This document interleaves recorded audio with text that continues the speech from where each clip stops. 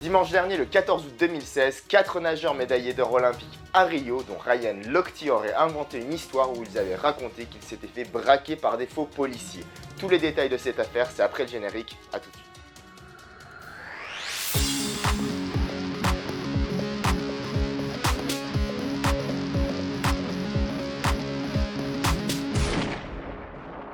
Salut à tous, c'est Kazoo et cette histoire s'est donc déroulée le 14 août et peu importe les versions, à la base la soirée s'est passée donc au Club France, comme quoi on s'est bien s'amuser au Club France. Les 4 nageurs y étaient venus fêter leur médaille d'or avant de repartir pour certains aux États-Unis.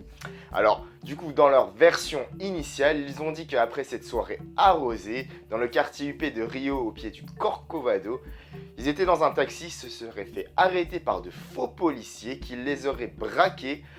Précisément, Lochte a dit qu'il a été braqué à la tempe et donc ces policiers auraient soutiré de l'argent de ces nageurs. Parmi ces 4 nageurs prétendus victimes, il y a donc Ryan Lochte, 12 fois médaillé aux Jeux Olympiques et donc spécialisé en nage libre en 4 nages. Il a aussi concouru en dos, c'était à Londres. Alors à Rio, il a gagné une seule médaille d'or, c'était en relais 4 fois 200 mètres. Et donc parmi ces victimes, de nouveau, il y a 2 personnes avec qui il a couru ce relais 4 fois 200 mètres. Jack Conger, 21 ans, et Gunnar Benz, 20 ans. Alors on voit bien qu'il y a une différence d'âge, puisque Ryan Lochte, je vous le rappelle, a 32 ans. Enfin, le 4e nageur, c'est James Feigen, 26 ans, qui lui aussi a concouru au relais nage libre, sauf que c'était en 4 fois 100 mètres. Alors voilà, ça c'était une version. Hier soir, une autre version est venue réfuter cette dernière. Alors, la nouvelle s'appuie sur des images de vidéosurveillance d'une station-service de Barra de Tiraca, située juste à côté du village olympique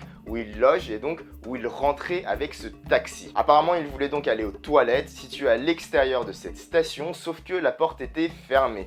Du coup, selon les dires du gérant de cette station, ils auraient pissé partout, ils auraient vandalisé les toilettes en cassant la porte ainsi qu'en enlevant, en vandalisant des panneaux publicitaires. Du coup, le personnel étant débordé, les vigiles de la station interviennent et ça commence à s'envenimer puisqu'ils demandent aux nageurs de rester sur place en attendant la police qu'ils ont contactée.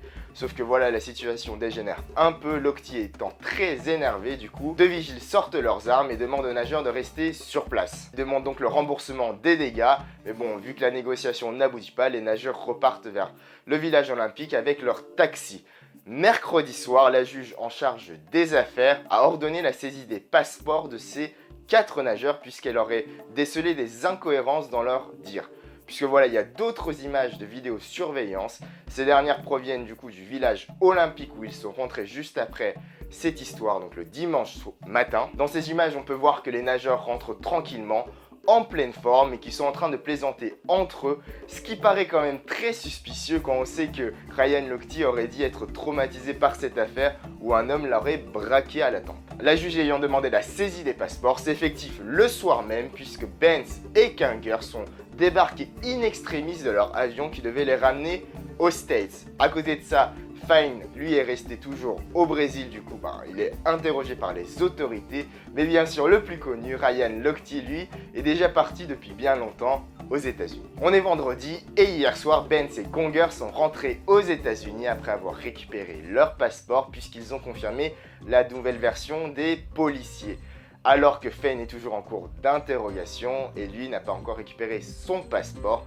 Enfin, Lochte, lui, est toujours aux États-Unis. Les délits qu'on leur reproche sont donc dénonciation mensongère et dégradation de biens privés. Alors ces délits n'entraînent pas un placement en détention et ils ne devraient donc pas risquer des peines de prison. Le président du comité organisateur des Jeux Olympiques a dédramatisé en disant que ce sont des gamins, que Lochte est un des meilleurs nageurs de tous les temps, que ce sont des athlètes magnifiques et que voilà, ça arrive à tout le monde de faire des erreurs.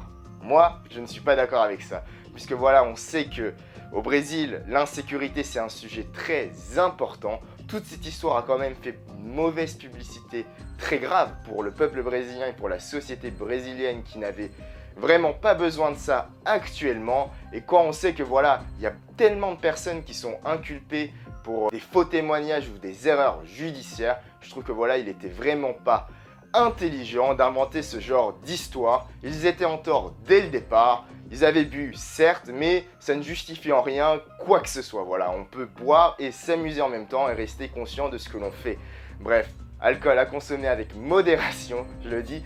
En tout cas, voilà, par rapport à cette affaire-là, il ne devrait donc pas risquer grand-chose. Par contre, j'espère vraiment que, voilà, au niveau des fédérations et que le comité olympique américain, pourquoi pas, les sanctionne parce que je trouve que c'est vraiment mauvais. Ça donne une très mauvaise image aussi du sport et de la nage en général. Voilà, j'espère que vous aurez appris des choses et que vous aurez fait le point sur cette affaire. On se retrouve très vite pour une nouvelle vidéo. En attendant, suivez-moi sur les réseaux sociaux et abonnez-vous. Vous pouvez aller voir la dernière vidéo, c'était sur le Burkini, ça fait beaucoup de bruit en France. Du coup, pour faire le point sur la situation, les origines de cette polémique et pourquoi il y a des interdictions, vous aurez tous les infos ici. Et n'oubliez pas que l'arme la plus dangereuse au monde est le savoir.